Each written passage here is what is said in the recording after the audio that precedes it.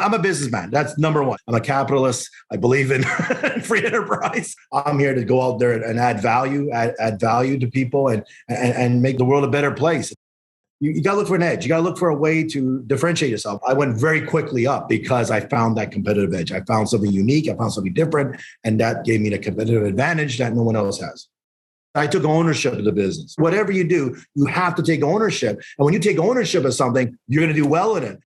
When you meet people, it's not about just me. It's about helping others. And I actually go out of my way, and Nicky does this too. We're both very generous people. We go out of our way to help others. How can I add value? How can I leave them better than when I found them? That's really a principle that I live by is when I meet people or do something, I want to make sure I leave them better than when I first find them. You need a coach. You need people. You need to be in a group where I think an environment which really induces success. You know, whatever you do today, it should be towards and guided towards your principles, right? To your purpose, right? You don't want to waste your time doing something that's not aligned to your purpose. Welcome to another exciting episode of the podcast, The Thought Leader Revolution. I'm your host, Nicky. And boy, do we have an incredible guest lined up for you today. Today's guest is the number one best in Canada living benefits insurance guru. This man got involved in this space a scant 6 years ago and built himself a 7-figure a year income. I am speaking, of course, of none other than the one, the only, the legendary Perry Wong. Welcome to the show, Perry. Hello. Awesome. Thank you. What a great introduction. Oh, we're known for that here on the show, my brother. So, Perry, I've known you a long time, and you and I, we've got a pretty strong relationship. But the people listening to my show, these people are the men and women that believe in free enterprise, that believe in freedom, that believe in free expression. And listen to this because they want to learn from you. Okay, yes. But before they can open themselves to you, man, they got to get to know you. So you got to tell us your backstory. How'd you get to be the great Perry Wong? Well, I was born and raised in Canada. My parents were immigrants from Hong Kong, but I was born here in Canada, born in Montreal, grew up in Calgary, moved out in Toronto back in 94. And, I'm a chartered accountant, been a CA now for 28 years, but I always felt, hey, I got to be my own boss. So I never worked for anyone. So my last job was in a CA firm. And now I've been, self-employed for the last 28 years. And I've been running my own business. That's all I do. I just run my own business, whether it's from the restaurant industry to electronics and all that stuff to doing insurance, which I've been doing for the last 23 years now. And I found a big niche in the last 6 years, just found a nice niche where really no one else is doing it. And that's really why I was able to make the money I am making now, because I was able to find a niche, we got no competition. Well, that's powerful. So let's segue into the conversation about the niche in a second, but tell us a bit more about your history as an entrepreneur. I knew you had a restaurant and I knew you had an electronics store that's actually at the location of a restaurant that I'm going to be eating at very soon. So that's kind of hilarious. Yes. Yeah. No, I'm a businessman. That's number one. I'm here to, I'm a capitalist. I believe in free enterprise. That's what I believe in, right? And, at the end of the day, I believe in hunting what I eat, right? I'm not here for handouts. I'm not here for welfare. I'm here to go out there and add value to people and make the world a better place at the end of the day, right? So with the products and services that I do, people are happier and better. That's the bottom line. That's what capitalism is all about, right? So what had you get into insurance in the first place? Because you had an electronics store before that, right? Yeah, I was, the restaurant business is tough. I like eating and all that, but my dad always said, just because you like eating doesn't mean you have to run a restaurant. So I had 17 locations across Ontario, and that was a lot of work. It was a big headache, and I didn't like the fact that I had to work on the weekends and holidays. So that was off, and I was in my 20s at the time, so young and single. I didn't want to be stuck in a restaurant, so I got out of that. The electronic business was different. I did something a little bit controversial. I was doing what they called. You ever heard of like direct TV dish network satellite system? Yeah, sure. So I was popping in the systems from the States. So I was getting this channels from the States into Canada, which is a little bit on the gray side, but the money was excellent. Money was very good. And I knew that had a short shelf life. So I did that for a few years. And so I figured I got to legitimize myself, right? Because I am a CA, right? So I can't be skating on the gray zone. So I figured, let's go into, like I said, I'm an entrepreneur. So I figured I better legitimize myself. And that's where I got into financial services, insurance, investments, and all that. Because I am a CA. I do like money. I do like wealth management. So I did that in 1999. So there's a lot of people who are in the insurance field, right? There's a lot of people who sell insurance. There's not a whole lot of people who make 7 figures a year doing it. So that's right. What I want to really understand, and I'd like to delve into that, is what do you believe allowed you to take your business from good to great? Yeah, I mean, if you ever looked at any angle that I've done, it's always about finding a competitive edge, right? So even in electronics store, right? I wasn't selling sure, I sold TVs, but it wasn't in my business. Right? I wasn't trying to compete against Future Shop and Best Buy and all those guys, right? I mean, you can't do it. You can't even compete against Costco, right? Like, how do you compete against Costco, right? So that market is saturated. That wasn't what I did. I was very focused. I was doing the satellites from the United States, right? And bringing it into Canada, right? Very unique, very different. And no one else was doing it at the time, right? But I knew later on someone would eventually do it. And that's why I knew it had a short shelf life. Yeah. And it's always trying to find that angle. So when I did the insurance in the financial field, there wasn't much of an angle there, honestly, because there's a lot of life advisors. There's a lot of people in the insurance industry. There's a lot of people in the wealth industry, but it pays well. It does pay well. So I made a good living out of it. I made a very good living as a financial advisor. Nothing wrong with that. But I wasn't making crazy money, getting into that $500,000 range or more. And it's difficult to do that in the insurance industry. It's possible. There's people that do that, obviously, but the majority of advisors are not in that sector. You know, they make 6 figures, but not crazy 6 figures. So you have to find a competitive edge. And that's where, 6 years ago, I realized what's missing in the industry is living benefits. And that's where I became a living benefit guru, because really other advisors were more focused on that death insurance, life insurance that pays you when you're dead. I decided, hey, wait a minute, we got to focus on living. We're living longer lives. We're not dying anytime soon, right? Sure, you might get COVID or whatever, but we're surviving it, right? Whatever you want to call it. We're surviving that, right? So we're not dying from it. And so as a result of that, we need living benefits. We need benefits that pay us when we're alive, but we could get injured, we could get sick. And that's the angle that I've used. And that's what I've been doing for the last 6 years. And then really that's how I propelled my income to the level that you stated. And I cracked that number in 2 years. It took me in my second year, I cracked that number. So I went very quickly up because I found that competitive edge. I found something unique. I found something different. And that gave me the competitive advantage that no one else has. Supply and need, that's no competition, good value. You got yourself a good business. So here's the deal, right? Like, I think that's a very important point for my listener to really grasp. You got to have a competitive edge. I mean, that's one of the things we talk about in terms of a personal brand, right? You can't be stuck in that sea of sameness, just like everybody else. You can't be like, I give good service, I really care, all that same old BS that everybody says. You got to have something new, real, unique differentiator. And that's the competitive edge that you're talking about, right? So you've always, throughout your career, been able to succeed because you haven't been content to just be another guy doing what every other guy does. You had to be unique. You had to have that competitive edge. Yeah, you got to think outside the box. And you always got to think about angles that no one else is doing, but you got to supply a need, though. There has to be a need, right? And if you can supply that need, you're going to do very well. Like going back to my electronics side, right? There was a need for better TV, better content, better channels, better all that wonderful stuff, because Canadian content, isn't the greatest at the time, right? So, to be able to get that US content in Canada, that was my competitive edge. And that's why I did very well in that business. And then now with insurance, I couldn't find that competitive edge because everyone's a life agent, everyone's selling investments. I mean, that market is saturated. It was only in the last 6 years that I was able to find that competitive edge. I've been looking for that edge. I was looking for that edge. And that's the key, right? Is in business, you do what you got to do, you make the money, but you got to look for an edge. You got to look for a way to differentiate yourself. And that's where I found 6 years ago, that edge of living benefits. So yeah, you can't do what everyone else is doing.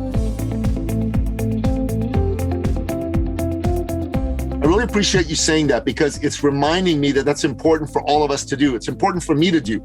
I got to be showing myself my competitive edge. I got to sell myself on my competitive edge. Then I got to sell other people on my competitive edge. So you found a competitive edge that allowed you to take it to the next level. Well, what are the other things that allowed you to win, to go from 6 figures to 7 figures in under 2 years?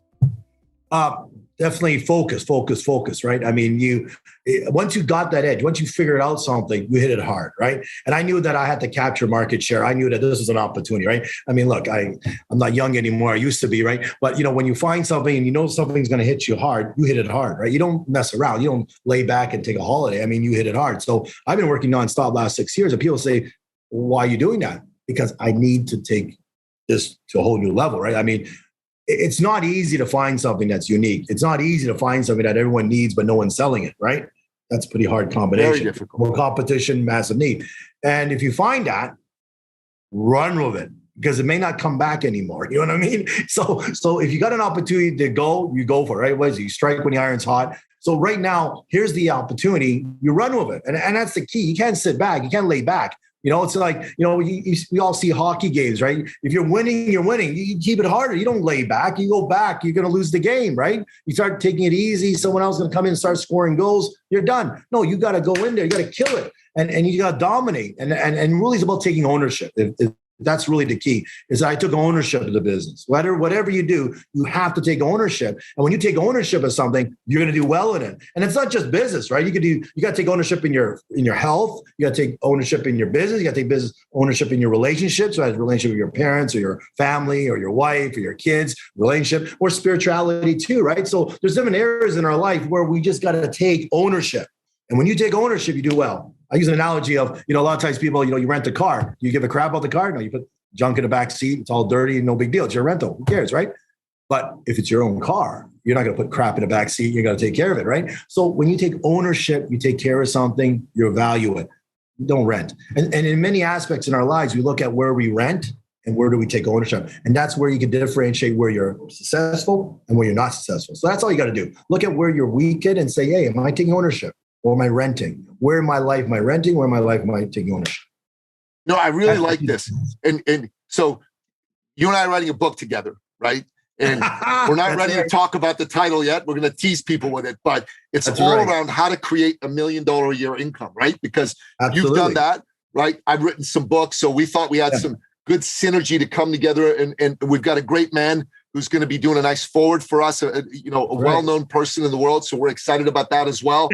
So the key elements we're talking about here is, one, you got to have that competitive edge. You got to have an angle. You got to stand out somehow. We talk about this. Be sought after, stand out. Don't be like everybody else. Focus, hit it hard, go, go, go. And then take ownership. Be an owner. Don't be a renter of your success, right? Because if you're an owner, you're going to win. You're going to move it forward. So these three things are extremely powerful.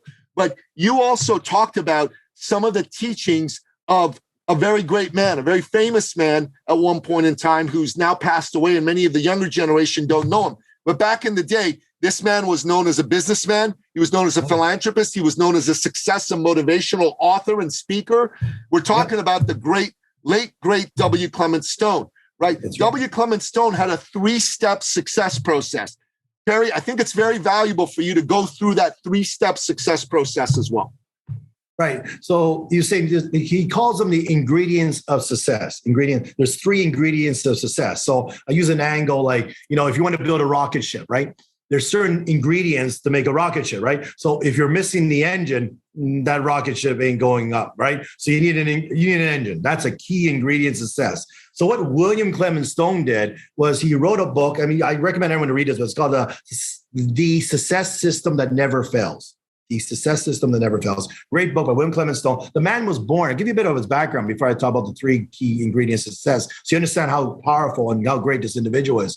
He was born in 1902, and he lived 100 years. 100 years, my God. 1902, passed away in 2002. He was nominated for the Nobel Peace Prize in 1980. I mean, I don't know about you, but I know too many people. There it is. There's a successful positive mental attitude, right? He wrote that book too. So he's written many books. He's a major writer. And like I said, Nobel Peace Prize nominee in 1980. So that's pretty impressive, right? But the guy made a ton of money in the insurance industry. And he also, he also gave away a lot of money too. So he's an extremely generous man. But he came up with a principle called PMA, positive mental attitude, always be positive. So a lot of times when you see a lot of these big successful motivational speakers and all that, we were going out there, like for example, Tony Robbins, great guy, Tony Robbins, right? I saw him down in Chicago for I think 3 or 4 nights. I think it was 4 nights, I forget. But it was 3 or 4 days I walked on the fire, did the firewalk with Tony, Yeah, right? I did that too. It's fun. Exactly. Awesome. Recommend everyone. You got to go walk with Tony, right? He's the best. So I'm there at the stadium. There are 10,000 people going crazy. There's Tony Robbins, going there. And I said to myself, this is what resonated with me. I said, wow, William Clement Stone did all this. This is where it all came from. Right? So I'm not saying he didn't invent that. Tony just took what William Clement Stone did and took it to a whole new level, right? And that's the whole point, right? I mean, I felt proud to know that this guy, William Clement Stone, did that. It was pretty interesting because he really is the granddaddy of PMA, positive mental attitude, and all that stuff. So all that pretty cool stuff. Like Think and Grow Rich too. He's really big with Napoleon Hill. I'm sure you guys all read Napoleon Hill. Great book. Highly recommend that. They were best bros. Like they were like tight. Yeah. This book that I just showed you here, Success Through Positive Mental Attitude, right? This is Napoleon Hill with W. Clement Stone. So it was a co-written book. So that's right. Those guys were thick as thieves, as they say. Yeah. So Napoleon Hill, they're tight, like really big, like they're best friends. So, Think and Grow Rich, everyone knows that book. It's an awesome book. You got to read it. William Clement Stone, he was, he was a part of that. So, that's big. So let's go to the three success system, the three ingredients of success. Yes. The first one is called inspiration to action. Inspiration to action. What inspires you to act? What motivates you to act, right? Does that make sense? Like if I tell you to go do that work and you don't want to do it, you're not motivated, you're not going to do it. Right? I mean, I always say you can take a horse to water, but you can't force it to drink, right? So at the end of the day, what inspires you to act? You've got to have a big why. And if you don't have a big why, you're not going to get there, right? Like why do I work 7 days a week and put in 12, 14-hour days? Because my why is very big. I mean, initially my why was to, hey, make tons of money, which I did very quickly. Within 2 years, I told you I hit the big numbers. Now it's a little bit different because it's 6 years now. My why is about helping others make the big money. It's a different level playing field, right? Initially, I got to make sure my family and myself are taken care of, right? Yeah. Now I'm at a little bit higher level where I want to make sure others are taken care of because that inspires me now, right? That gets me excited. When I see, like I just did a deal right now, one of my reps, I made her $3,000. Great. She's happy. I'm excited. Like I think I'm more excited than she is because I just like the fact that I was able to help this rep of mine. She's a brand new rep and she was able to make $3,000. With my help. And that to me is like, wow, that gets me excited. That really turns me on. So to see others succeed, see others win, that's my why now. And you got to have a big inspirational why. And if you don't have that, you know what? You go to your comfort zone. Because in order for you to be inspired to take action, you got to be uncomfortable, right? You got to be uncomfortable. It's not comfortable doing, working long hours and doing what you got to do. It's comfortable sitting at home watching Netflix, eating potato chips. That's my comfort zone. So, Nicky knows that. He's trying to get me to lose 20 pounds. But the point though is, I got to get away from my comfort zone and be uncomfortable, right? And sitting in the gym and all that. So that's just an example of Perry in his comfort zone of health where I got to lose 20 pounds.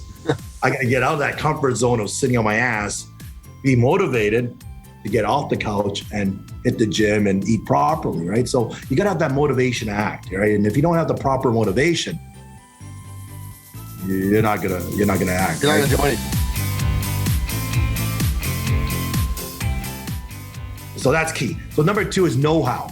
Know-how is knowledge. What do you need to do, right? Knowledge, right? Do you have the knowledge to do it? And you could read books, you can study and all that. That's awesome. So knowledge is important, obviously, because if you don't know knowledge, you can't do it. That makes sense. Number 3, though, is activity knowledge. Number 3 is taking what you know and putting it into activity, like taking action. Like, yeah, I know how to do this, but I'm not taking action, right? So we use Perry's health, for example. I can lose 20 pounds. I'm not the healthiest guy out there. My inspiration action, it's getting better. Right? Nicky's helping with the inspiration, right? I got to be inspired. Perry, you don't want to be a fat guy and get a heart attack. Perry, you don't want your daughter to see a big fat dude. It's not good. All that stuff, right? People don't like fat people, right? All that stuff, right? So I got to be inspired. I got to be inspired to act, right? There's got to be the motivation. I'm working on that. I'm not perfect on it. I got to work on that. Know-how. Well, come on. I know how. I don't eat potato chips, work out, go to the gym, eat healthy, don't take away sugar. That's obvious. We know the know-how. So I think I know the know-how. But, activity knowledge, taking activity, that's a little bit tough for me too. So that's where I'm failing. That's why I'm not successful in my health because I'm not taking the right act. I'm not motivated as much. And I need to increase my motivation to act and I need to improve my activity. Yeah. Know-how. I know the know-how, but the activity I can do. So those two. Now, if you look at my business, right? Yeah, I mean, man, I'm motivated. I know knowledge. Inside out, I know the knowledge for sure. And then the third one is activity. Yeah, I work my ass off. So, I'm doing all three, 10 out of 10. And that's why my business is a 10 out of 10. My health ain't a 10 out of 10. And that's where you need. So you got to look at all aspects of your life really and figure out where you're at in those three areas. And if you want to be successful, you got to have you got to build where your weaknesses are and figure out where they are and move up on those. That's all. That's beautiful. I really like that. Those three ingredients of success are very, very, very powerful. It's simple. Yeah. So we've come up with, what you got to do, which is you got to have that competitive edge. Okay.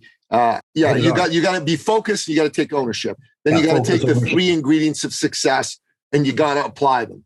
Okay. Yep, absolutely, so for sure. You got those things in place, right?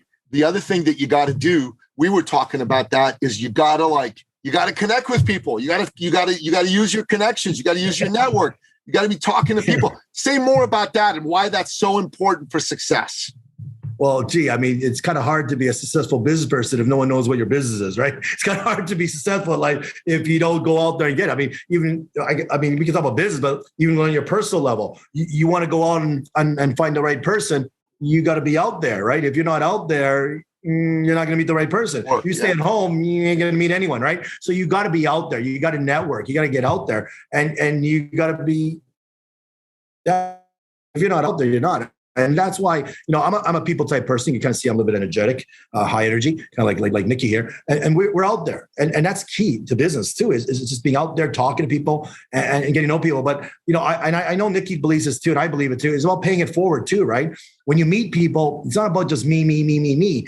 It's about helping others. And I actually go out of my way, and Nicky does this too. We're both very generous people. We go out of our way to help others. It's not about like, what's in it for me?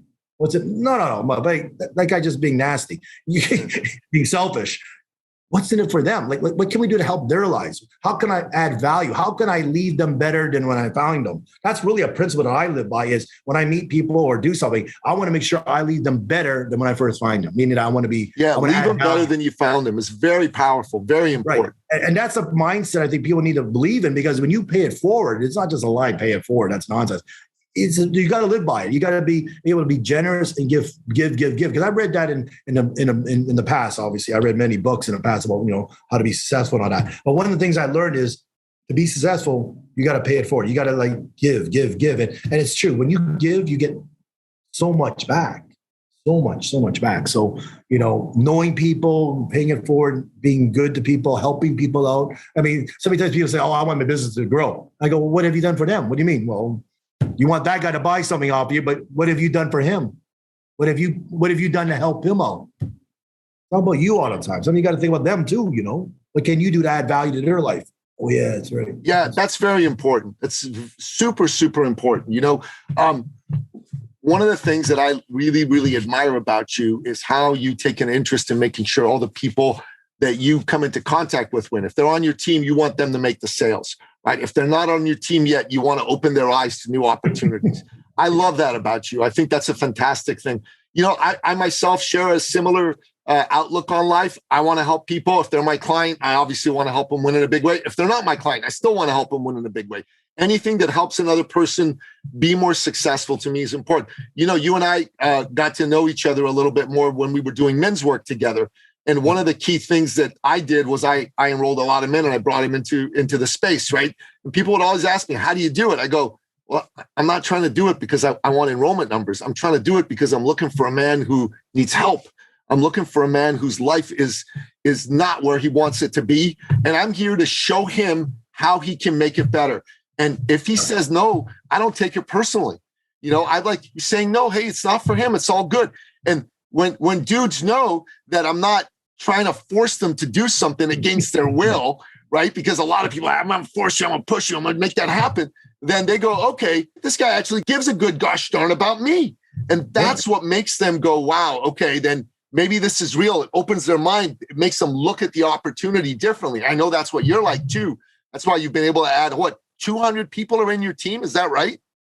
Yeah, impacting lives like that is priceless, right? To be able to help people, achieve financial success is priceless. And that's where I'm at now, where I'm just out to try to help people as much as I can. I mean, it's beyond the money now because I've achieved that, right? I've achieved that part. It's beyond that. It's just about helping others achieve the money. Because I'll be honest, I like traveling a lot. If I get any chance to get out of the country and travel and sit on the beach, I will. But the point is, I want to sit on the beach with friends and family, right? I want to be on the beach with tons of people. Well, I'm a social guy, right? So I just don't want to travel by myself. I like to travel in groups and hordes. So, I mean, if I get as many people, financially successful, where we can all go on a trip. Like for my birthday, on my cruise, I had over 35 people on a cruise boat, celebrating my birthday once. And it was great, because awesome, it's fun to celebrate with others. But I want to mention about that men's group program. Like you need a coach. You need people. You need to be in a group where I think an environment which really induces success.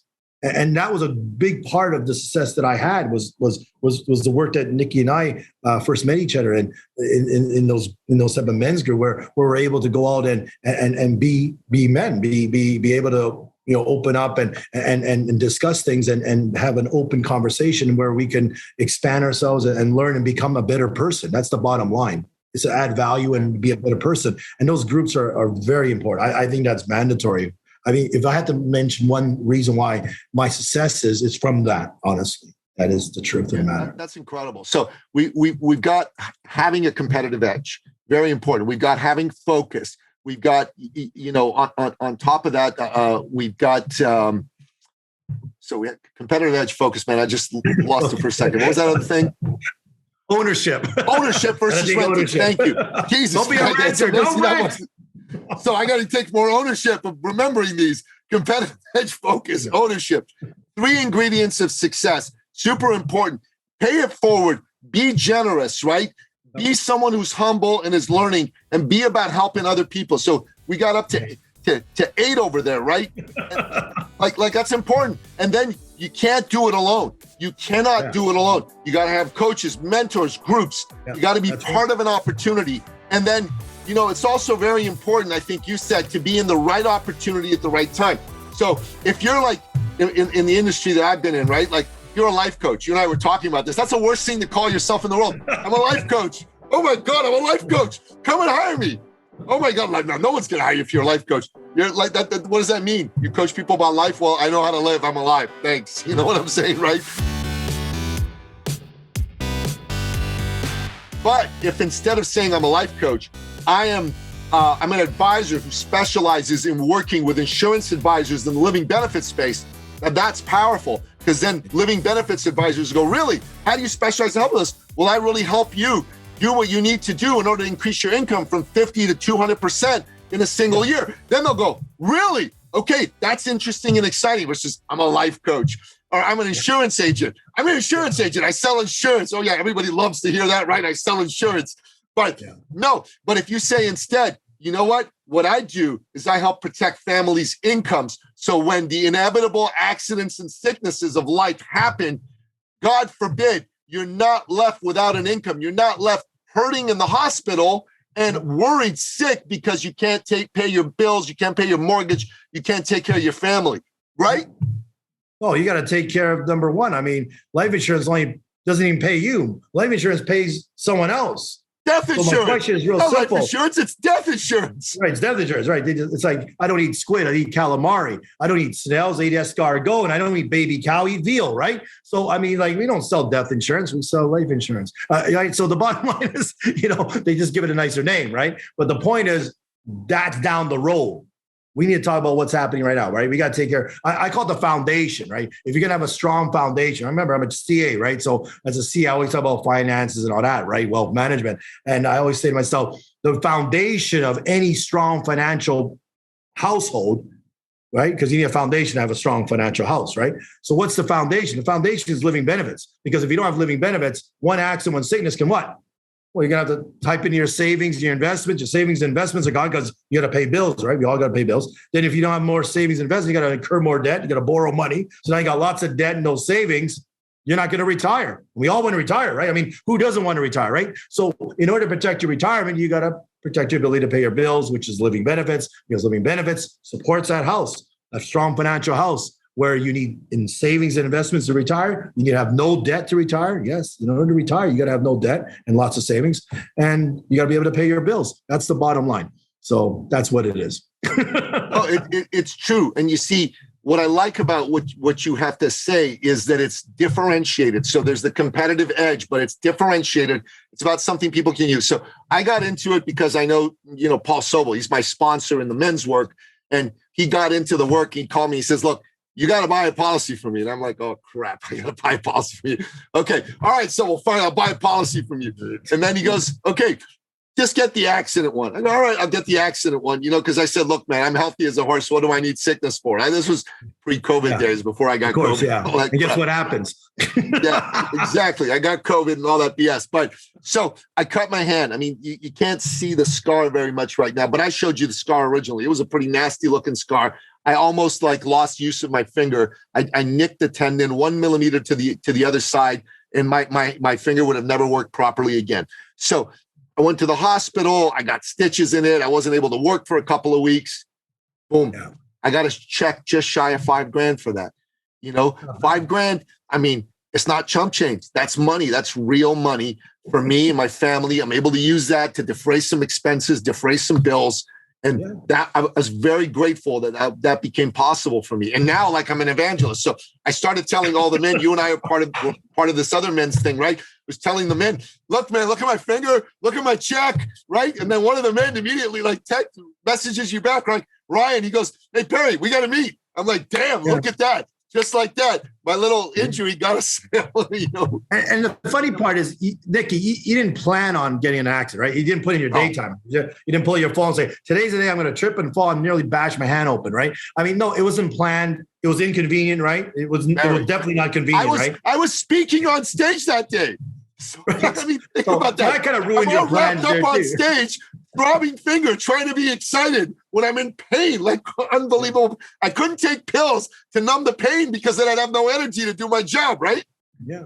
No, it's not planned, right? And that's what I love, right? I had one client, the guy goes, I was going to Jamaica, my whole family, and I broke my leg and I had to cancel the trip. So I asked him a stupid question. I said, well, that's kind of stupid. I said, why didn't you break your leg after Jamaica? I mean, if it was me, I wouldn't break my leg before the Jamaica trip, man. Why would you want to piss off your wife and your kids? I mean, they have to stay home now. You should have went to Jamaica, and then when you got back, then break your leg. He's looking at me like, yeah, I get your point. I got it. Yeah, you know what I'm saying? We don't plan on it. I had one guy, they go to me, oh, well, I never get into accidents, so I don't need it. I go, I'm not here to protect your past. The past. I'm here to protect your future, right? I mean, that's the key, right? I mean, it's like yesterday's newspaper. Let's not talk about yesterday's newspaper. Let's talk about what's happening in the future. The future is happen. Insane happen, right? So anyway, enough about that nonsense. The bottom line is I'm hoping your listeners, they want to be inspired. I hope them to go out there and achieve their dreams and go out there and kick ass, right? I mean, that's what I want people to do. I want people to be successful, whatever endeavor they do. And I hope we add some value here on that, because people need to go out there a ton of value and do it. People need to go out there and make a decision, right? I mean, that's the other thing too, right? Make a decision. I made a decision to do this living benefits. Don't forget, living benefits, people go, oh, I know, but no. I made a decision 6 years ago to do it. I dropped a lot of things to do it, and I focused on it. So life is also about making those decisions too, right? So I hope your listeners make a decision to do something, make a decision to whatever it is in their life, to go out there and just hit it hard, right? Like me, I need to make a decision to stop eating potato chips and getting off of Netflix and go to the gym and eating healthy and exercise, right? These are the decisions I need to make on my health side, which I'm not doing good at, to be honest, right? Or whatever. And like I said, there's 4 aspects in your life that we all need to look at, business, relationships, health, and spirituality, right? So these are the 4 areas that need to fire properly in your life. It's not just about money, right? No, it can't just be about money. And if it is all just about money, you're going to be somebody nobody's going to want to be around. That's the truth. Nobody wants to be around somebody who's me focused and only money focused. And money's very important. I believe in money. You got to make money. I'm a capitalist like you. It's super, super important. And all those things matter. But on top of that, you've got to be somebody who lives, a full stack life. You got to be somebody who cares about your fellow man and woman. You got to care about the people that are close to you, because if you don't, you're going to lose them all anyways. And your health's important. If you're not healthy, you can't make money. Quite frankly, you're going to lose the ability. There'll be a point where your body will give in And you don't want to just go, oh, crap, I got to lay in bed for the next 2 years or whatever the heck it happens to be, just because you didn't take care of your health. And absolutely spirituality. You got to have a relationship with your creator and with your maker. You got to have a purpose in life. All those things are super, super important, right? Yeah, for sure. Yeah. So Perry, for someone to be successful, right? You've outlined the steps, and I think we can use some of these steps in formulating the chapters for the book you and I are going to write. So this was a useful interview from that perspective as well. I think it's good. I give it all away. We want them to read the book, right? Yeah, absolutely. Well, listen, we've just gone into a very surface level. We're going to go deeper in the book, and we're going to add things that we didn't talk about today as well. That's right. But absolutely. But here's the other thing. You do seminars where you teach people these principles. And these seminars are open to any sales professional, right? Basically, you want to talk to anyone who's in sales, who's interested in making a 7-figure a year income, even if they just want to make a 6-figure a year income. If they can't wrap their head around that, or add 6 figures if they're already making a 6 figures. Let's say I don't want to scare 6 figures. Away. Let's not get too carried away with 7 figures yet. You know, not everybody's Perry Wong, right? But let's say you want to add 6 figures in 2022 to your business. And I think everyone listening to this podcast wants to add at least 6 figures to their business, right? I'm just going to go out on a limb. They're all entrepreneurs. They want to add at least 6 figures to their net income in their pocket, bare minimum, right? So you teach these principles, and you do it in an environment that lets people see that it's possible, get past their own doubt, right? Let's talk a little bit about doubt before we wrap up, because we know that doubt can really, really be a monster, a killer, right? Yeah, doubt kills the warrior, right? We all know that, right? Doubt kills the warrior, and you're the warrior. And if you doubt yourself, you're done. I mean, if we go back to the old days of ancient battle, right? And let's say Nicky and I are warriors, and we're fighting, and all of a sudden Perry here is doubting, I don't know what's going on here. Meanwhile, Nicky's charging the hill, and he's all by himself because Perry doubted himself, and he's running that way, right? So doubt kills the warrior. It also kills Nicky in the process. But the point though is, we can't have doubt. Doubt just doesn't work. And that's why, people gotta make a decision. And I'm not saying every decision you make is right or wrong. It's gonna be perfect, right? I'm not saying that. I've made many bad decisions, trust me. Yeah, I'm sure Nicky has too, right? We've all made bad decisions. The question though is make the decision, review it, analyze it, but then decide what you want to do next, right? But the point is make a decision, right? Yes or no, get off the pot, I think that's important too for us to say, because if you don't, Napoleon Hill, when he met Andrew Carnegie, right, and got himself started on the journey of writing Think and Grow Rich, right? He was a young journalist. He was given the assignment to interview him. 3 hours was what he'd allotted to him. After the 3 hours were over, Andrew Carnegie said, "Wow, I like you, young man. How'd you like to spend the next 3 days with me? We'll spend some time, get to know each other better." And obviously that kid said, "Yeah, there was the richest man in the world wants to spend 3 days with me. You got it, man. I'll clear my schedule," right? So he did that. And at the end of the 3 days, Andrew Carnegie goes to Napoleon Hill and he goes, "Hey, listen, I have a proposition for you. And I think that this is going to be something that'll really, really excite you." He said, "I propose that you take my philosophy of success and that you write it down, you research it, and you write it down in the form of a book that people can read and understand and apply. It's going to probably take you 20 years to do it. I will write you letters of introduction to the 500 most successful people in the United States. I will not pay you a stipend. So you're on your own. You got to make your own money. But I will make it possible for you to do this. So what do you say? Would you like to do this?" And then Napoleon Hill sat there and thought about it. And then 31 seconds later, he said, "Okay, I'll do it." And unbeknownst to him, Andrew Carnegie had a watch underneath the table that he was looking at, the second hand. He'd given him 1 minute to make up his mind. And if he hadn't made up his mind, within a minute, he was going to withdraw the offer. Now, why did he say that? He said to Napoleon Hill years later, the most successful people decide quickly. They don't dilly-dally. They don't, I got to think about all that. So if you're thinking about it, you're either being a dishonorable no, right? You really mean no, but you don't have the guts to say no to the person. That's dishonorable. If you really mean no, just say no. People can handle it. People can take it. It's not a big deal. You can take it. Even if they can't handle it, even if they can't take it, have the balls or the ovaries to be able to stay in front of them, not taking it and say, "I don't want to." That'll make you a stronger person, right? But the other thing is, if you say, you have to think about it and you really haven't made up your mind, then that's weak. That means you've got all the facts, but you haven't got the courage to follow through on what you know is correct one way or another. It's either a yes or a no. So Napoleon Hill learned from Andrew Carnegie that the most successful people decided quickly. Now, their implementation of the decision took time. They did it in a methodical way. They made sure it was done properly and it wasn't just half-assed like that, right? But the decision was boom, like that. And if you want to make an extra 6 figures this year, boom, like that has got to be your decision to say, I'm going to make an extra 6 figures this year. Now, what you do to implement it and all that may take you longer. But decide, listening to this, like Perry's saying, right? Decide today that you're going to make an extra 6 figures this year. Decide that right now. Write it down. Send me an email note, right? Send Perry a note. Say, I've decided to do this. And then start to implement some of the things that Perry's talked about here today, because what you've said, Perry, I think is so bang on. I've learned from this. I'm going to be like having notes from this that I'm going to use to take my own business to another level. I'm planning on adding at least $250,000 extra this year over and above last year to my business. And for me to do that, it's important to do some of the things you talked about. And I really appreciate you bringing them to my attention today. Man, thank you so much. It's really, really been terrific. Yeah, my pleasure. No, it's awesome. It's good value. It's good information. And, at the end of the day, we just got to make a decision to do it, right? Just go take action and make it happen, right? A lot of times people just lollygag and doubt. And, I think a lot of times people just got to realize, if you're going to make a decision, you might not have a choice, right? I mean, you got to burn the bridges sometimes, right? And you got to understand that, to me, financial freedom is very important. Why? Because I believe everyone wants to buy a house. I believe everyone wants to enjoy certain things.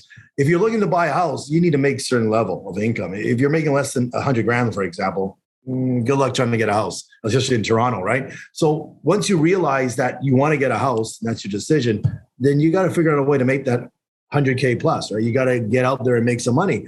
And just saying, well, I want to buy a house and doing nothing about it is like, well, that's great. We all want to buy a house, but what are you going to do about it, right? How are you making the money? And you think, well, I got some JOB job, jump out of bed, journey of bondage, jackass of the boss, is just so broke situation. We're working some JOB job, making 40, 50K a year. And they're saying, well, I'm going to buy a house. Well, it's not going to happen.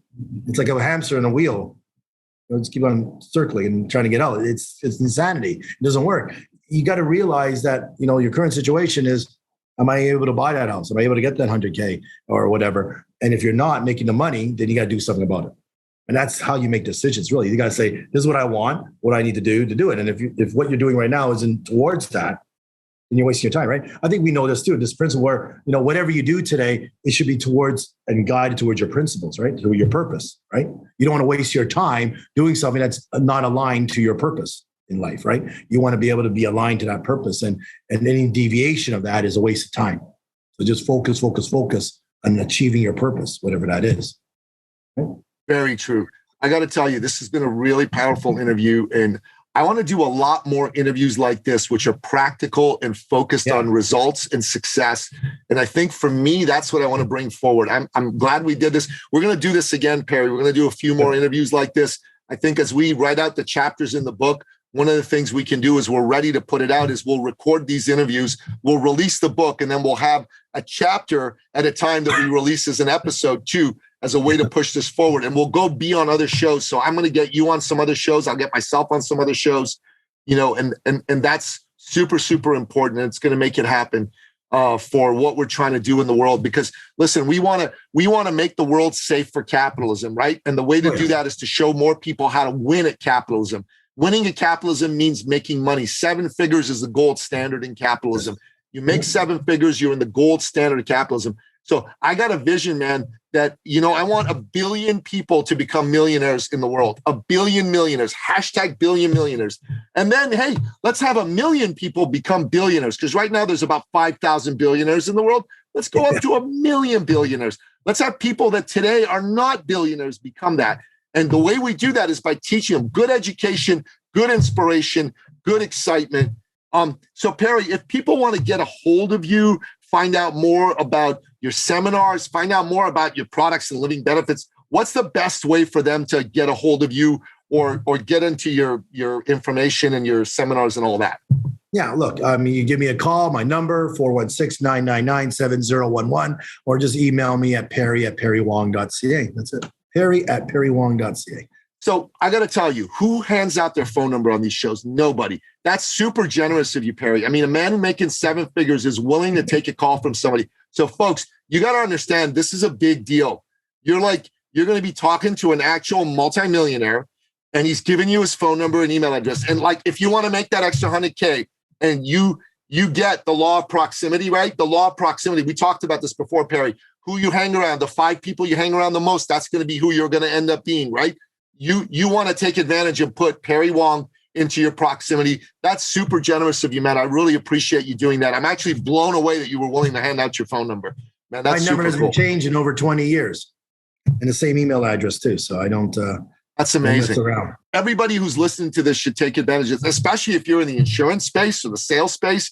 You want to take one of his seminars. It's really, really going to be a powerful thing for you to be able to do that and learn from what this man has to offer. He's now in a space where it's more about helping make other people millionaires. That's one of the reasons we've teamed up. We want to make more people millionaires, so this is really, really cool. And I really appreciate it. We're going to make sure we put your phone number and the email address in the show notes. So it's going to be available to the people for them to take advantage of this. And listener, here's what I have to say. If you got value from this and you have a friend who needs to hear this, who's in sales, who's in business for themselves, do me a favor and just share this episode with them. Don't be stingy. Don't just keep it to yourself. Be generous. It's not going to cost you anything to share this and go, hey, I heard a really great episode. Some good stuff in here. It could really help you out, inspire you, motivate you, give you the 1, 2, 3 steps you need to take to get this. So do that. And listen, if you want to spread the cause of freedom, free expression, and free enterprise, make sure that you give us a rating and a review. And remember, guys, we're living in perilous times, right? Governments right now are stepping down on people's rights. We have got to step up for this. So help the people, help the truckers, do what you can do to help those guys do what they do out in the world, but also help the people to keep their rights and freedoms. It's very important. We cannot let freedom disappear, because if political freedom disappears, economic freedom and free enterprise is going to be next. And we can't have that. We can't have that, because for our children's sake, we got to keep that alive. All right. And that wraps up another exciting episode of the podcast, The Thought Leader Revolution. To find out more about today's guest, the one and only Perry Wong, 7-figure earner, the #1 living benefits guru in all of Canada, the best in Canada, folks. Go to the show notes at thethoughtleaderrevolution.com or on iTunes, Stitcher, Spotify, Audible, Google Play, anywhere else you listen to this podcast. All that stuff's available. Okay. Until next time, bye-bye. This episode has been brought to you by eCircleAcademy.com, the proven system to add 6 to 7 figures a year to your thought leader practice.